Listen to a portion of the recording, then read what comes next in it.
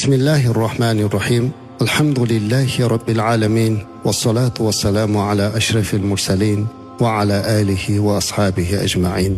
Amma ba'd. Assalomu alaykum va rahmatullohi va barakatuh.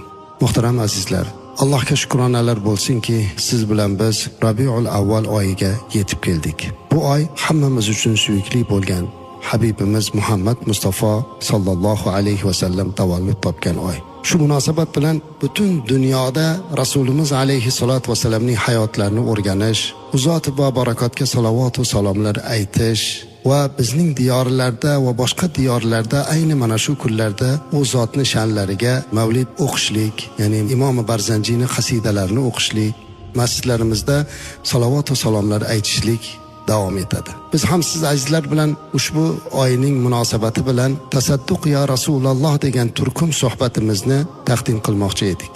Mana shunga Allohdan yordam so'rab suhbatimizni siz azizlarga ilova qilar ekanmiz. Ushbu suhbatimiz bir nechta kitoblardan olinib jamlangan. Aytaylik, Ibn Hishomni sirat kitoblaridan, Allohon To'ra Sag'uniyni Tarixi Muhammadiya kitobidan, Shayx Muhammad Sodiq Muhammad Yusuf hazratlarining Islom tarixi kitoblaridan, hadis va hayot kitoblaridan va hammamiz uchun suyukli bo'lgan badiiy kitob Ahmad Lutfi Qozonchini Saodat asri kitoblaridan, Nurul Yaqin kitobidan va yana bir qancha kitoblardan olib jamlagan holatda siz azizlarga yetkazishlikka harakat qilamiz.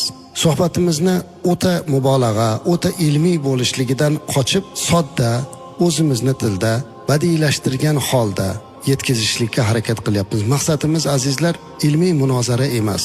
Maqsadimiz qandaydir bir ilmiy kashfiyot ham emas. Birgina maqsadimiz bor. Bu ham bo'lsa payg'ambarimiz alayhisolatu vasallamning muhabbatlarini qalbimizga joylash.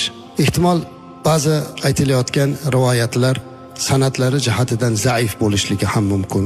Men yana qaytarib aytaman, biz bu yerda ilmiy mana bu zaifi, mana bu sahihi deb ajratishlikdan o'zimizni chetlashtirdik. Balki o'sha o'tgan ulamolarning kitoblarda berilgan narsani yetkazyapmiz xolos.